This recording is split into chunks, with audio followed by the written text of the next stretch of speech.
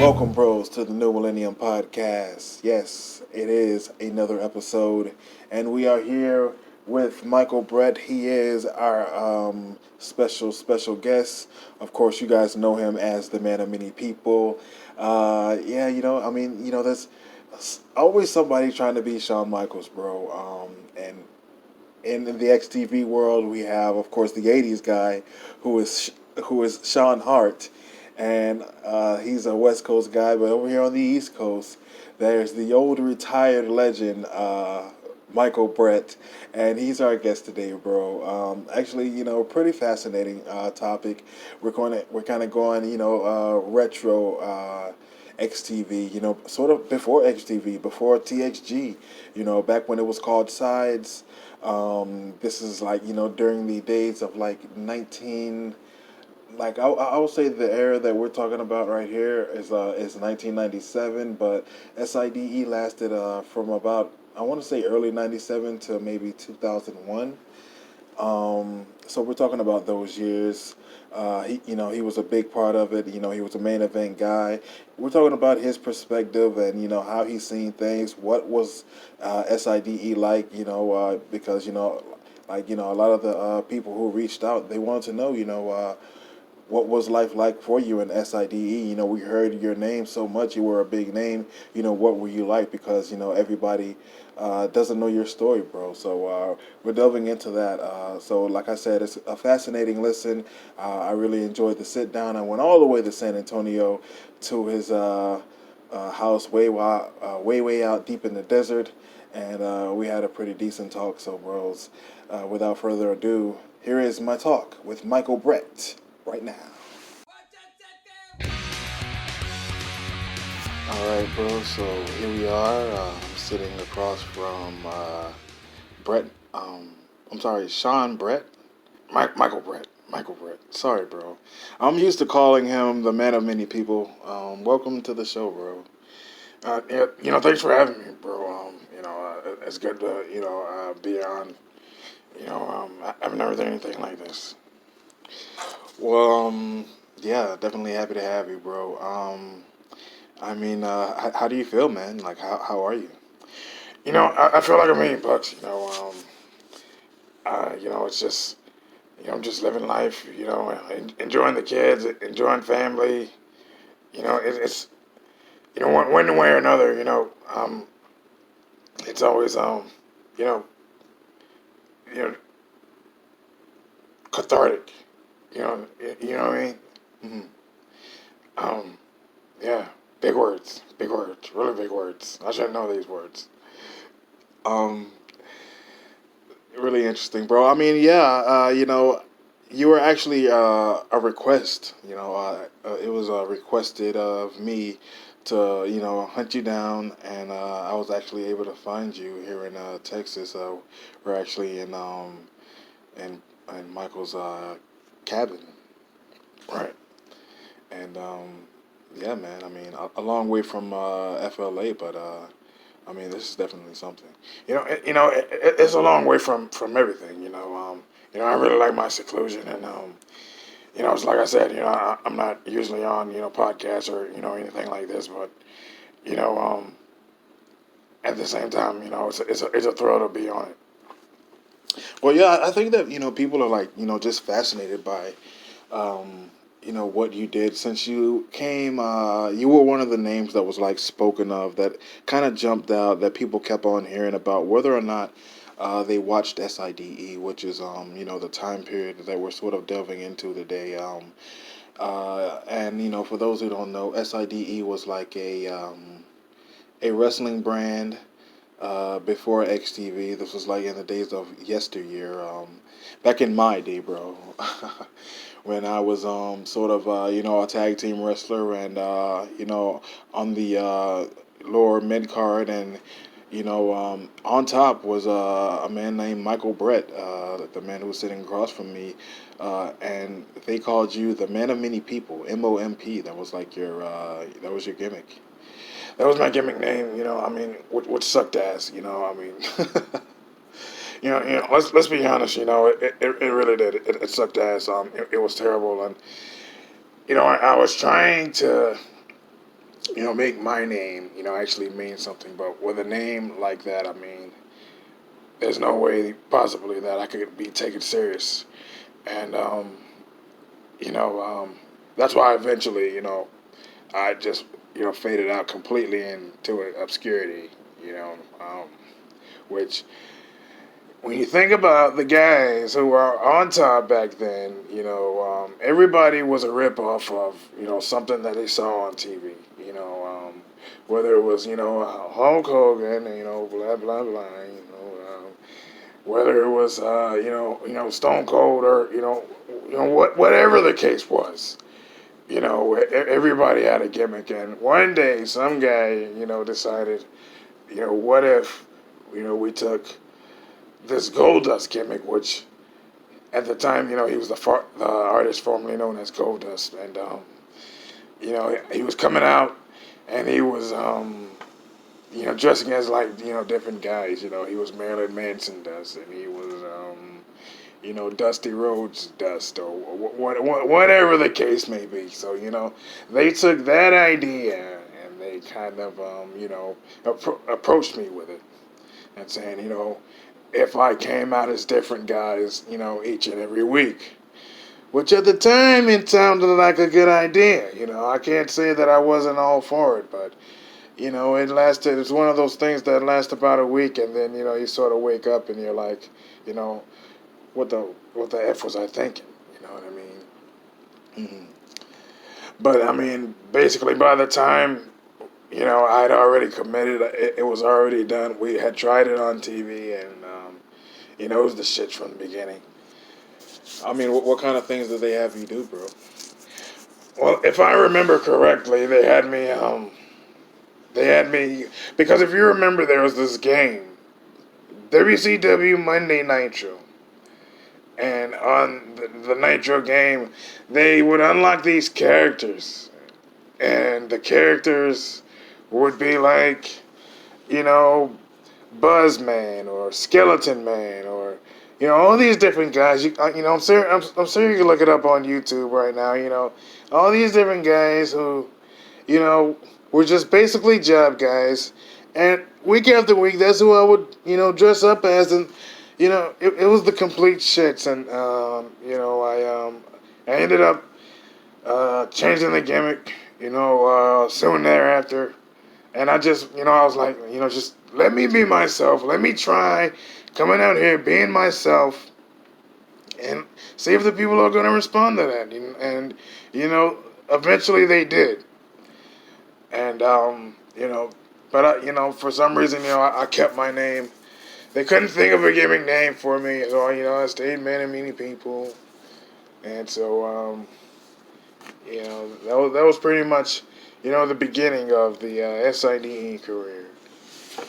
Right. Really interesting, bro. I mean, it's always crazy, how people are approached, and SIDE back then or XTV. It's just like the way people come up with their gimmick, but you just felt like it just wasn't working.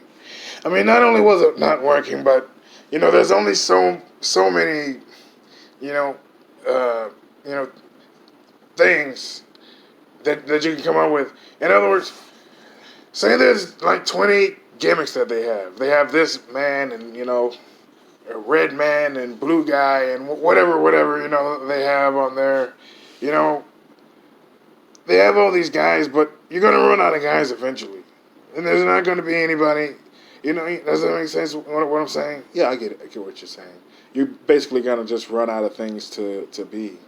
Unless you got creative like, and I was Disco Inferno or something, but the whole thing was stupid, and even the WWE, they dropped the whole Goldust. He ended up turning back to Goldust, so I mean, it was a stupid idea. I went out there, I started being myself. They put me in programs with A-Man, who at the time, we sort of butt heads because he was sort of doing like the HBK kind of over the top kind of out there rebellious kind of gimmick, and I was kind of trying to do the same thing at the same time, but in a different way, and we naturally butt heads and got into a lot of confrontations, a lot of matches took place. I mean, when you say confrontations, like, do you really mean like things were happening backstage or something like that? Well, to be honest, I mean, it was very rare that things would spill off, into like off camera. So basically what would happen, between a couple guys was what would happen right there, during the show, and then after the show, it was off. But you know, guys would go out and they would just say how they feel. In other words, there wasn't a script. There wasn't anything for a guy to go off of. He would just go out there and he would try to get that spot. That spot was the most important thing to him, and by hook or by crook, everybody knew that that guy deserved it. And where a lot of people sort of stood at was, hey man, he's their crown jewel, and it's always about him. So it's like, I'd like a shot of that, or this guy or that guy, but it's always a man versus this guy or that guy, and it was like, I'm tired of that. And so you would like say those things, on on the show. I wouldn't necessarily say those things on the show, but it's like I would, I'd feel that way. But I would go out and I would say one thing. I would go out and say, you don't have what it takes.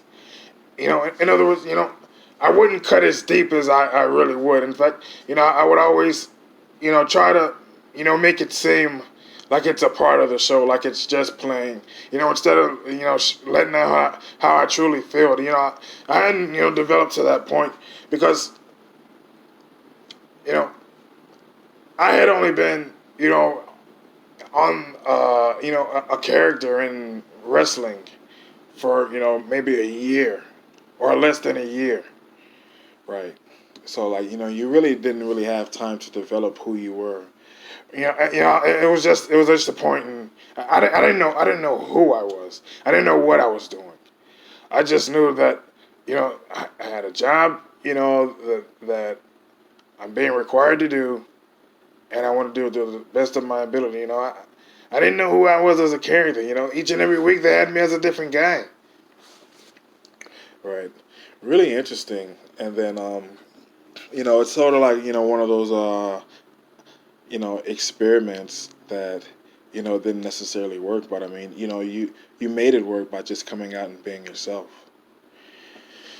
And then I mean,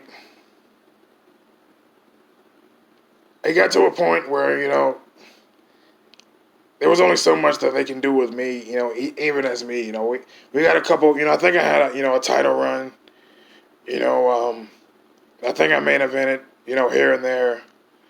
But I really didn't really get my feet, sunk in the way I did. I main evented, I headlined a whole lot of things, and it might have come across like, I was really a huge star, but at least to me, I didn't feel like, I had that stardom because you always knew it was going to go back to Amen. And, I mean, nowadays, it's water under the bridge. I mean, like I said, I'm happy with what I've done. I have a good life. I live, a really nice life. I have a beautiful family.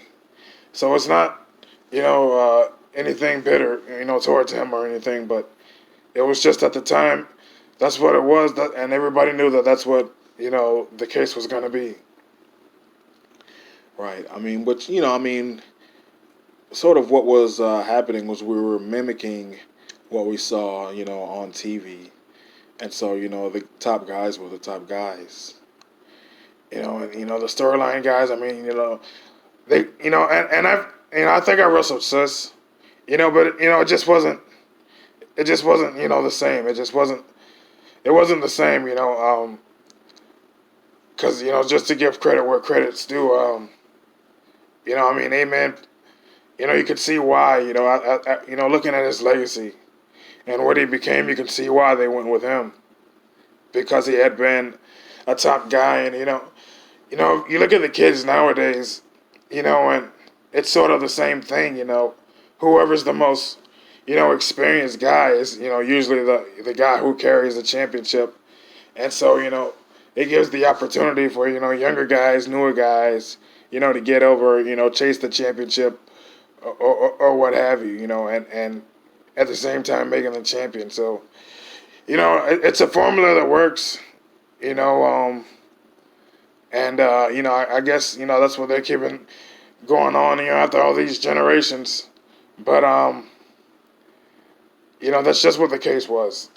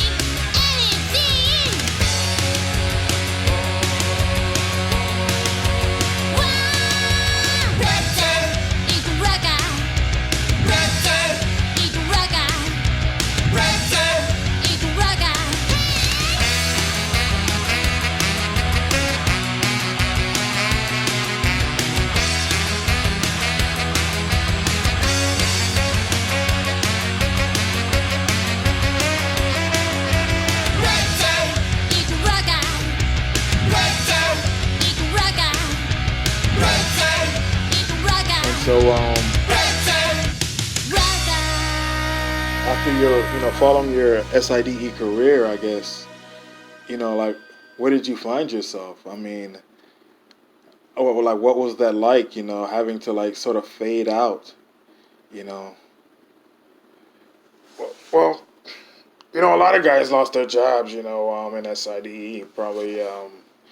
I think it was like around 98, 99, around that time. But, a lot of guys, lost their jobs. A lot of guys got cut because, they were just bringing in a new breed. I mean, multitudes of guys. Then, that's when the ECW became like a big thing. And, before you knew it, there was not a lot of structure back then. And this isn't the crap on the company or anything like that. It wasn't a lot of structure. It was a guy was here today, gone tomorrow. A guy was a top guy today, and the next day he was out. And they would really promote those matches with myself and Amen. Yeah, I mean, I don't really remember it being that way. Like, I mean, like, because if I understand from your perspective where you're coming from, it's like, you were kind of here today, going tomorrow. But like, I remember like you really being a big deal, like for quite a substantial amount of time. You know what I mean? Like, a marquee name, for a whole lot. You know what I mean? In hindsight, I look at it as, because everything was marked, during that time. And I think we went through maybe 2 or 3 or maybe 4 different planners, without trying to over exaggerate. But, in my book, a lot of time wasn't covered, during that. I mean, you look at nowadays, and I mean, you got all these, records of, past shows and events, recorded, and we didn't necessarily have that. So, when you would look back in retrospect, it would sort of look like a guy, or or whatever the case was, doing a whole lot more than he was, because I mean, years later, after all that happened, all you had was the record from the books, and you would look at the books and you would see the names. And so I think that that's why certain names, certain people sort of stand out. And That's a good point, bro. yeah, I think that that's why they stand out. The pay-per-views, they would like really elaborate on the card, and on the posters and things like that, and they'd have guys' birthdays and things like that. So I mean, I think that that's what the case is. That you can find these things. I don't know if they still exist, but there was a time I remember where I remember seeing my name, fighting a man or fighting against sis, or whatever case, and I mean, it's just laying around, years after SIDE, had went out of business. That's a really good point, bro. I didn't think of it that way. That probably is what it is. That's probably why your name, rings through history. But I mean, at the same time, I mean that doesn't discount your career, though. I mean, you did stand out like in a major way. I mean, I was in that same league, and I had to come back like all these years later and say, hey, look at what I used to do. Will you like me now? Type of thing. Well, I mean, you figured it out though. I mean, it's about you have to, especially here, and I get it now after all these years. I'm bald headed. You know, um, I'm bald headed. Yeah, I get it. But you have to just come out here, and you have to just take what's yours. You have to just make a name, and whether people like it or not, you're doing your thing, and the people who are gonna gravitate towards it, they will, and if it's your passion, you're just doing your thing. Yeah, that's the theory that I live by, bro. I mean, it's not all about like who likes you and who's into what, but I mean, it's just like, if you're comfortable with it, if you're enjoying yourself, then I mean, have that peace, have that serenity, bro, and don't worry about anything else. I mean, I get so much hate, uh, you know, or I wouldn't even necessarily call it hate. I would more so call it criticism for different things that I do. But I do it just playing into what XTV is, bro. Right. I mean, and that's just what it is. Guys, they like what they like. And that's what I try to tell Darren. I mean, 3D. I mean, he left XTV. He let guys boot him out. You know, he's got a substantial name. Whether you're else out or not, it's all about the perspective that you stand from. One guy's looking at it like all that sucks. The next guy's looking at it like, wow, this is the greatest thing in the world, and they're looking at the same thing. Right, bro. I mean, I mean, yeah, but, I think that it was like the thing with 3D is that we're talking about Dyro the Dragon, fake ass Triple H. XTV is fake ass Triple H. Let's just put it out there. he knows he's the fake ass Triple H. Yeah, and you and 80s guy are fighting over who is the fake ass Shawn Michaels. Well, here's the deal on him is, 80s guy. The way I look at it, 80s guy is like, Shawn Michaels, but active. I'm Shawn Michaels, now, which is bald headed, and I shouldn't be wrestling, but I'm wrestling. I wasn't wrestling, but now I'm probably for other time gonna catch up with everybody else too. And everybody, every time I'm making these appearances now, I'm back out, and they're like, one more match, one more match. But if I did have one more match, it would definitely be, with the 80s guy. I mean, if that's what the people want. That's what the people want. That's what I gotta give them. Of course, bro. But oh man, this has been a really fun podcast, bro. Here on the Millenium podcast, where it's always 420. I can tell, by the lagging in your voice, you know, a little sedated over there. Try to be the old me. Oh man, I mean that would be awesome. But I mean, you did come back though at one time though, and like I think it's just one of those things that people sort of forget about. I don't remember what your name was, but I think that you were like tag team partners with PPV. Yeah. That was our fake ass sort of team angle, sort of thing.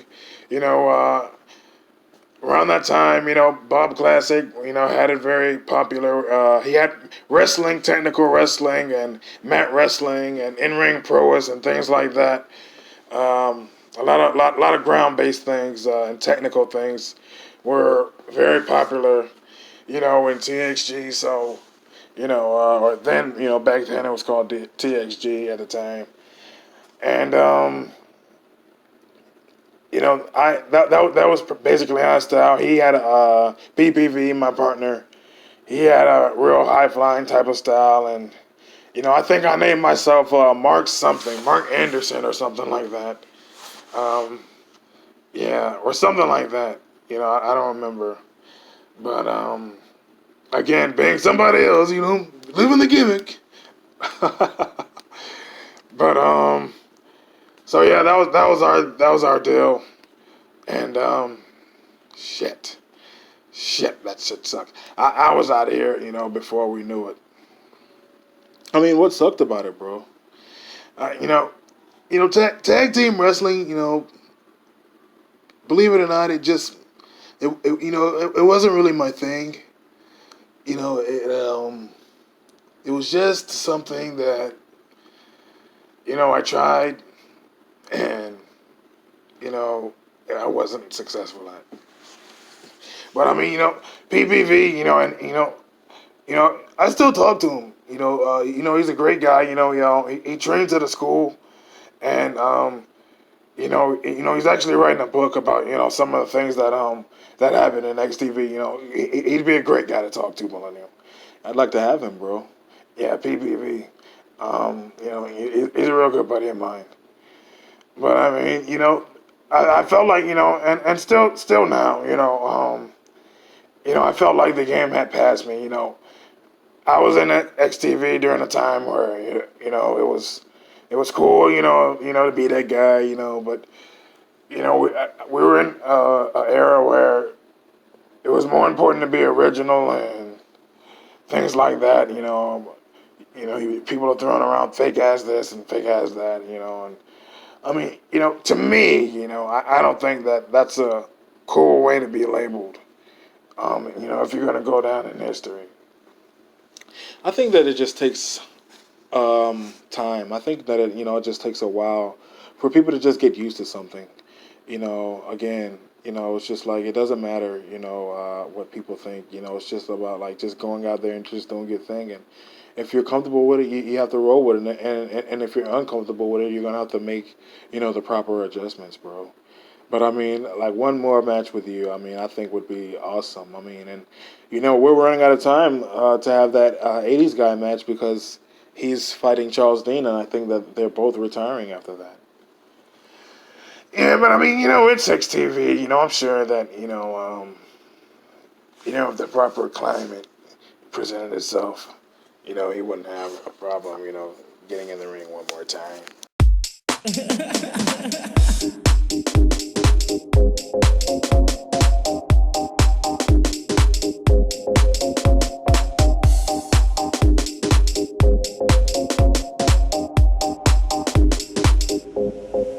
What you do? This rhyme is rugged, it's stand for the streets, it's nice, it's thuggin' and damn. In white sea reppin', there's bricks and cements where my nights is steppin' and stand. Quick fight French feminine, slamming petite, such a price, this precious, this jam. Come apply some pressure, then they never seen nothing like Miss Natalie. Fake handle all this bruising, blazing, beige ocean island vacation, tanning, all in it smooth, I'm sexy. Pussy pop like a Pepsi, and I'm all in a smooth expression. Shades on mocha like his complexion, tanning, ballin', cruising, blazing. Baby, hope you like this one. What you, what you do, what you, what you do, what you do, what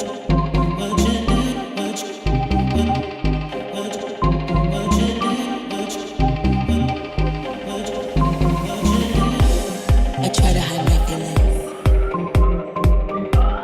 and every time you touch me, I could break down and cry. Let's expose my delusion to get next to you. I'm all caught up on you. What am I gonna do? Our nights of pleasure only fade into the morning dew. And if our love is true, I'll give it all to you. Don't you ever worry, 'cause I'm gonna make you fall in love. Kiss me all night, peace and love my way. I'll never leave you. Ooh, you do it right, baby. In the middle of the day, I'm dreaming of you. I need you in every way. Kiss me all night, set my body free. I'll never leave you. Ooh, you do it right, baby. In the middle of the day, I'm dreaming of you. I need you in every way. And when I jump in the Jeep, yes, the boys with their hands 'cause they loving the beat, space, the noise. Ice on my bezel to keepsake the choice. I be damned if I'm fucking a cheap Jake Kaloy. Put your bet up, you know better, you don't ever stress. So who would ever think the two of us forever be together?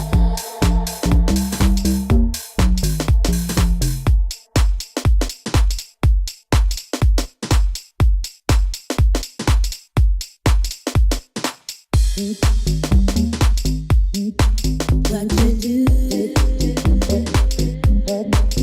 you do? Would you please love my face? Could you do it right? Do it right. Do it right. Oh yeah. Would you please love my face?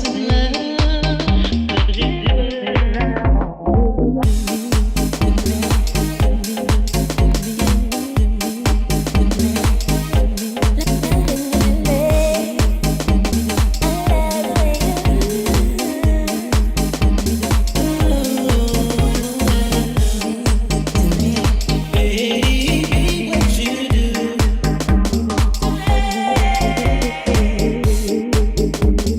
Baby, what you do?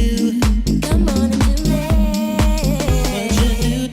So, sort of take us back. I think that, the main reason why people wanted you to be on the show was because, people kind of want to get a glimpse into, what exactly was happening, during it, SIDE. I mean, to your best knowledge or your best recollection, I mean, from your perspective, what's your interpretation of it, if you can remember during that time?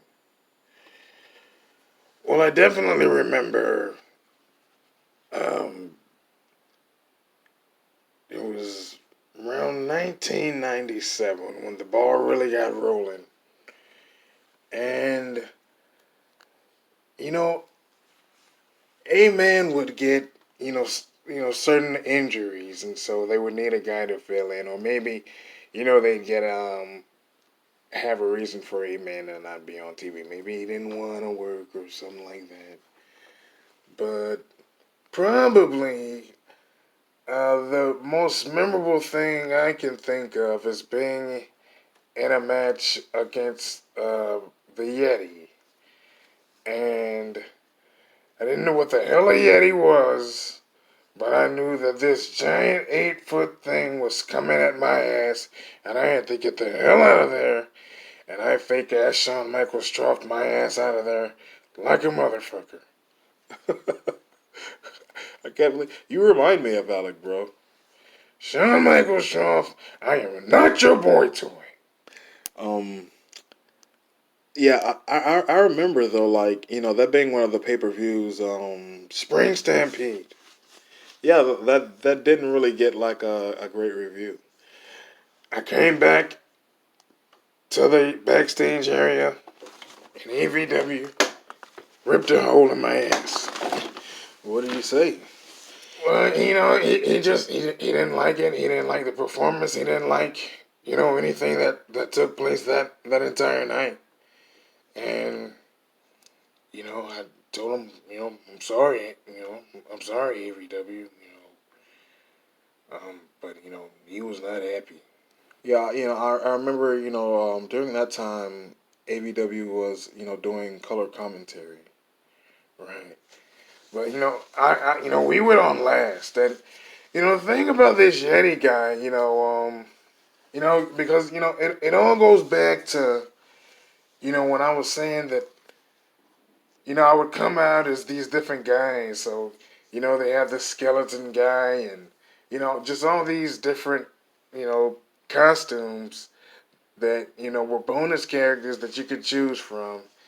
And so this big Yeti monster, probably probably the same size as Nash, but he's dressed in this I don't know, just Harry Henderson looking damn thing. It's just ridiculous. And that was their big idea for a main event on the WCW Nitro game or something like that. It absolutely sucked. And, it was terrible because, it was the same basic kicks and punches, off the top turnbuckle, leg drops or, elbow smashes or whatever the hell it was, you know, and, it was the drizzling shits. Wow, bro. So, what ended up happening to you after that? You, you know, I have a problem.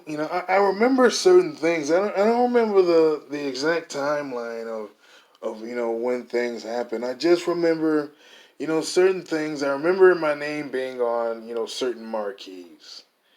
And, I remember there was several notebooks, of basically, booking sheets. So in other words, where there should have been, schoolwork and homework done, there was, um, in the daily planner, matches that were booked for upcoming pay-per-views, weekly programming, which I cannot remember if I was on. I just have, a real hard time remembering just the actual timeline of when things happened because there was prior to me getting in the ring and then post getting in the ring, and then there was just like everything in between was just so fast. You gotta understand when I was in the ring fighting week after week, playing as all these different characters, I got lost in the system. I didn't know my head from my ass, and then once I finally got something solid, and then I crapped the bed, and that's why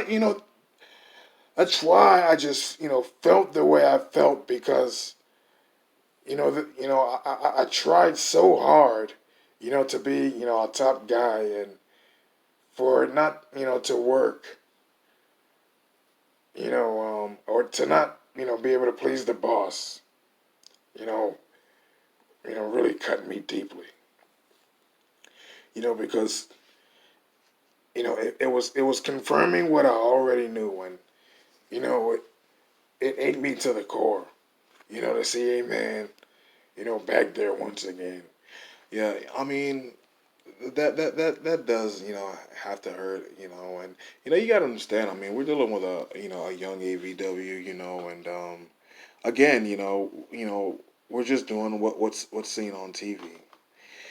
Yeah, but there's always this something you know there's always this something that at least to me makes you want to do more or do better or be that top guy be remembered as the elites and guys like him and again there's no type of ill will or ill feeling towards him. You know, I've seen what he's done. For XTV, and I gotta admit, the right choice was made. He's where he is. I'm here. The right choice was made. In hindsight, but I mean, it's just at the time, that's just really how I felt. I just felt like, that's my spot. And, here it has been, taken from me again. But I mean, I feel like you probably did get like more chances. Um, And, I had matches with, A-Man, and we wrestled, but, for some reason, you know, um, I just didn't feel like, we didn't click. And I think it's because, of us, doing the same thing. We never, I felt like we never did click. We just basically mirrored each other, and it just didn't work. what other rivalries do you remember having? It's like I said, I don't really remember, specific, I remember the Yeti match because, in that daily planner, there was this picture, because, in '97, that's when the Hell in a Cell match came out, and, Kane and, or Undertaker and Shawn Michaels, and, I think that, they were trying to recreate that. And, that's what I mean, there's no possible way for you to recreate that, on this WCW Nitro game where you got to press, 18 buttons to do one damn move. You know, you're not gonna have a damn 5-star classic. 1 star at best on this piece of shit game. I'm saying, that's why SIDE ended up moving from the video games to you know us going in the middle of the bed and just doing things because wrestling started to evolve to more high flying, more daring. I mean, we're talking about, tables, ladders, and chairs. The ladder matches, with the Hardy Boys and the Dudley Boys and, Edge and Christian and all that. It was just different, And then over on the other channel, you had Sean O'Hare and, it became, necessary for guys to actually become, more physical, and the game wasn't sufficient anymore. You sort of alluded to SIDE evolving and you know moving from the video games. Why do you think that SIDE ultimately ended up ending? You know, um,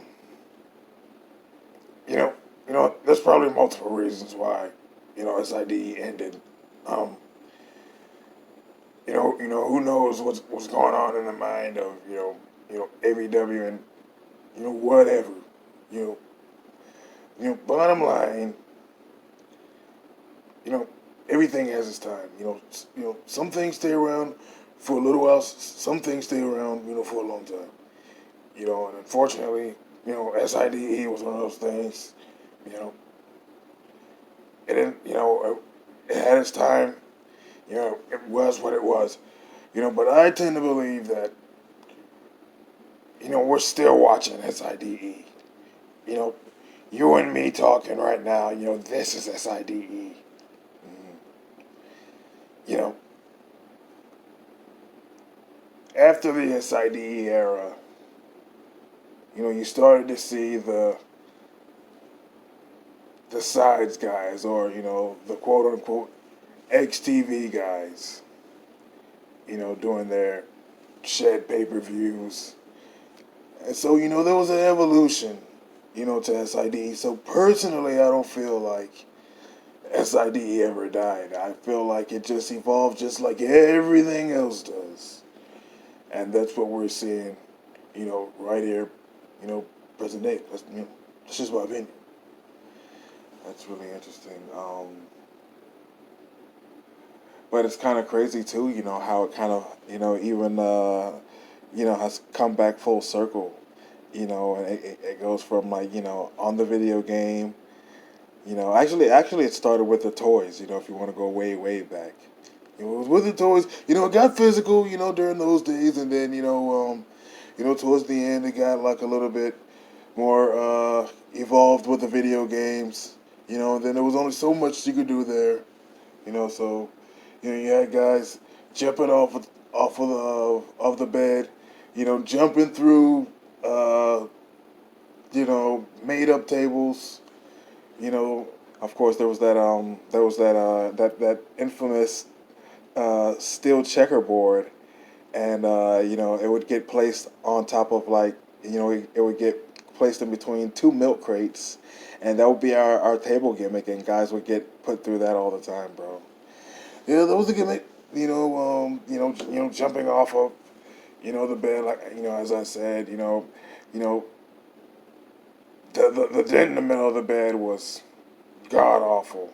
Oh, I forgot all about that, bro. It was a god awful dent, in the middle of the bed. People always ask about that dent. They always wanted to know what the hell was going on, and to this day I don't even know, how ABW dodged that question, all these years. Still same friends, from all those years ago, and God bless them, they don't ask about that dent in the middle of the bed. Well, I'm sure nowadays, I mean, with everything just the way it is, it would just come out like, yeah, this is what it is. It was SIDE. We love wrestling, more than your average wrestling fan in our neighborhood. Yeah. Well, thanks so much, bro. I definitely appreciate you inviting me to your place. I definitely appreciate you doing this, and I, just like everybody else, am hoping to see you and 80s guy go at it one-on-one. Looking forward to it. Hope he accepts the challenge. I hope that we can, tear the house down. Maybe the people are gonna want me to grow my hair back, and I can already see the people saying, grow your hair back, Michael. It's not that big of a deal. But hey, Mother Nature, Thanks, bro. No problem. All right, bros. There it is. My interview with Michael Brett, the man of many people. Yeah, cool guy, bro. After all these years, it's kind of crazy to talk about SIDE and hear old SIDE stories, SIDE perspective. But that's what you guys wanted to hear. That's what people wanted me to talk about. So hopefully we can get more of that stuff. I didn't realize that nostalgia was such a big thing. I personally like to talk about the more current topics and different things of that nature. But yeah, if there's room for that, then I'm completely open to that. Talking about those things. So thanks again, guys, for tuning in. Thanks to the man of many people for being my guests. And yeah, man, we're on a roll here, bro. It's been a real nice week. I've been, just taking some time off. It's been a long time since I've had time off, and I'm just relaxing. So hopefully during this time, I can get some more podcasts and some of your favorite guests. Until then, in the meantime, in between time, bros, this is your boy Brian Millman with a big cheer.